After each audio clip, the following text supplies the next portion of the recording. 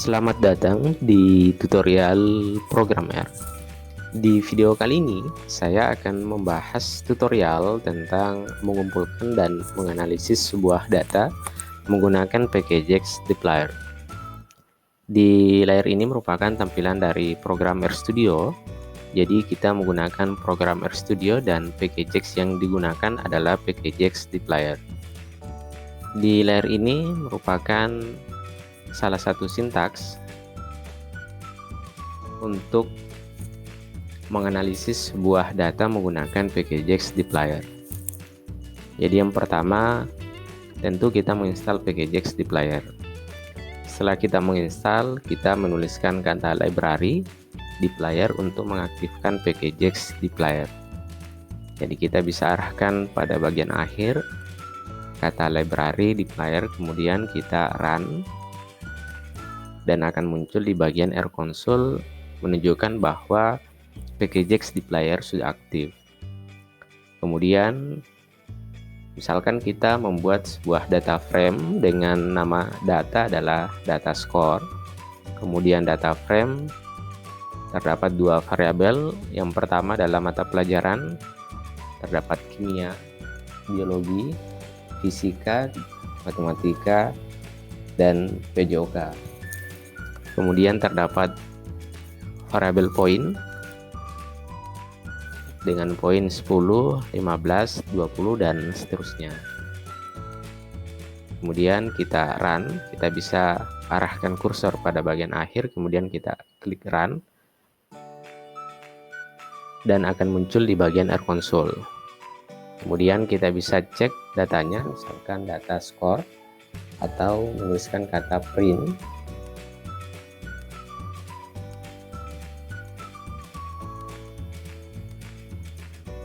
Kemudian score, kemudian kita run dan akan muncul di bagian R console terdapat dua kolom. Yang pertama mata pelajaran, kemudian yang kedua adalah poin.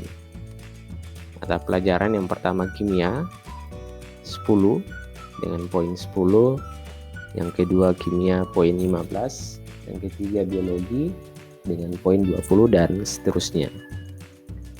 Dan fungsi yang pertama kita gunakan dalam Packagex Dplyr adalah fungsi filter, di mana fungsi filter ini adalah untuk menyaring sebuah data dari data score. Misalkan kita hanya ingin menfilter atau menyaring data mata pelajaran kimia.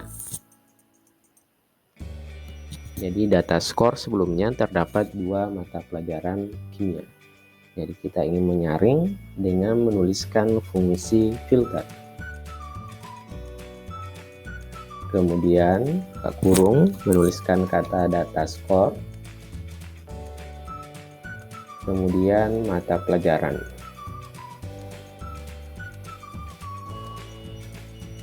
Data score, kemudian data mata pelajaran.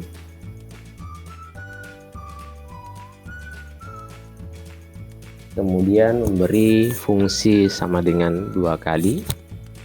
Selanjutnya menuliskan data kimia dengan memberi tanda petik, kemudian data kimia. Kemudian kita coba run, kita arahkan kursor pada bagian akhir, kemudian kita run dan akan muncul di R console sudah berhasil muncul data. Terlebih dahulu saya clear console untuk menampilkan, misalkan kita arahkan kursor pada bagian akhir kemudian kita run. Nah, muncul atau menyaring data, memfilter data mata pelajaran yang akan muncul hanya memunculkan data mata pelajaran kimia. Jadi misalkan biologi, kita ganti kimia menjadi biologi, kemudian kita run dan akan muncul hanya data mata pelajaran biologi. Kemudian fungsi yang kedua pada Packagex Dplyr adalah fungsi untuk mutasi.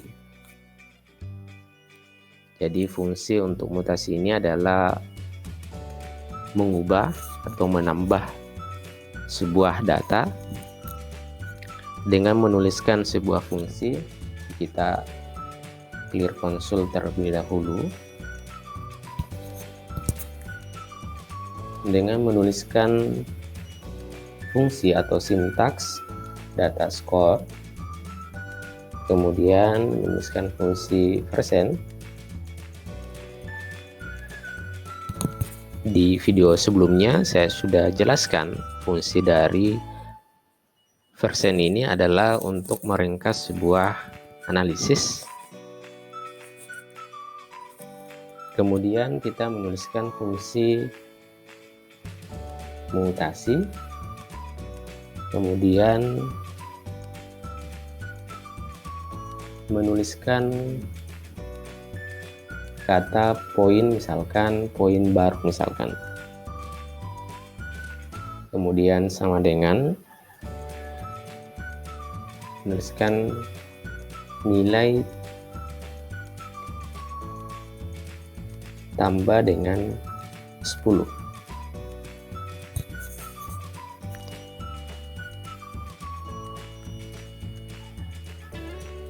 Jadi data score, kemudian menuliskan fungsi persen, kemudian menuliskan fungsi mutasi, kemudian dalam kurung menuliskan kata poin baru, kemudian sama dengan nilai ditambah dengan 10.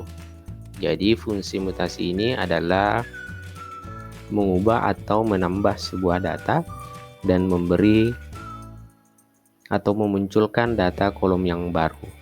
Jadi sebelumnya 2 kolom, yang pertama mata pelajaran, kemudian data poin, dan dengan menggunakan fungsi mutasi menambah kolom dengan menambah poin dengan poin 10. Jadi sebelumnya poin kimia 10 tambah dengan 10 akan menjadi 20. Kita coba run. Tampilan di error console error. Kita cek kembali sintaksnya. Jadi di sini bukan nilai ya, tapi poin.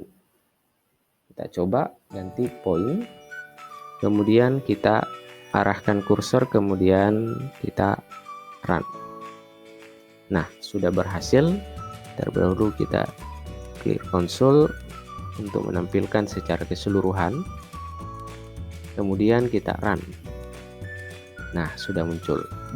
Jadi data mata pelajaran, kemudian data poin, dan data kolom yang baru dengan judul atau variabel poin baru dengan menambah data poin dengan menambah 10.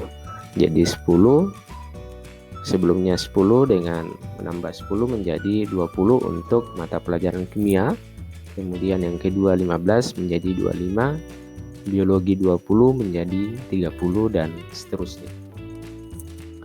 Jadi salah satu fungsi dari mutasi pada PKJAX dplyr adalah mengubah atau menambah sebuah data dengan menampilkan data kolom yang baru. Kemudian fungsi yang ketiga di layar ini atau di tampilan RStudio ini saya sudah tuliskan beberapa sintaks. Di sintaks yang pertama, data frame terdapat 2 kolom, dan sintaks yang kedua ini terdapat 3 kolom. Yang pertama kita menuliskan library dplyr, kemudian data score, kemudian variabel yang pertama atau judul yang pertama dalam mata pelajaran, kemudian data poin, dan tambahan untuk kolom yang ketiga memberi variabel kode misalkan. Yang ketiga, kita menuliskan fungsi select. pada pkgex dplyr, atau fungsi yang digunakan untuk menyaring atau memilih sebuah kolom. Jadi misalkan data skor terdapat 3 kolom. Yang pertama adalah kolom mata pelajaran, kemudian yang kedua kolom poin, dan yang ketiga adalah kolom kode. Kemudian kita ingin menampilkan hanya 2 kolom, misalkan data mata pelajaran dan data poin saja, atau data poin dan data kode saja. Kita menggunakan fungsi select. Terlebih dahulu kita klik kode atau klik edit dan clear console. Kita aktifkan kembali, misalkan kita run pkgex dplyr, kemudian data score, kemudian kita print score. Jadi terdapat 3 kolom, mata pelajaran, poin, kemudian kode. Kemudian menuliskan fungsi yang ketiga adalah fungsi select. Kita menuliskan kembali data score, kemudian fungsi persen, kemudian menuliskan fungsi select. Selanjutnya dalam kurung, misalkan kita hanya ingin menampilkan data poin dan data kode, misalkan kode dan poin. Kemudian kita arahkan kursor pada bagian akhir, selanjutnya kita klik run. Dan akan muncul 2 kolom saja. Yang pertama adalah data kode dan data poin. Yang sebelumnya terdapat 3 kolom, data pelajaran, poin, dan kode. Kemudian yang terakhir kita menggunakan fungsi group by atau menggabungkan sebuah data. Kita menuliskan fungsi score, kemudian data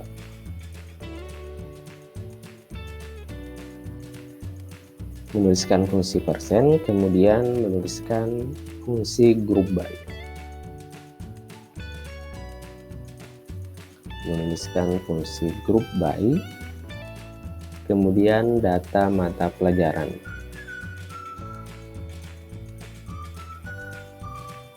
Kemudian menuliskan fungsi, kemudian summarize.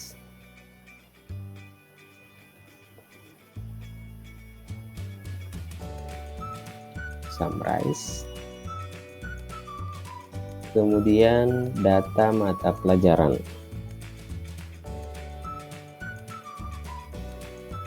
Misalkan data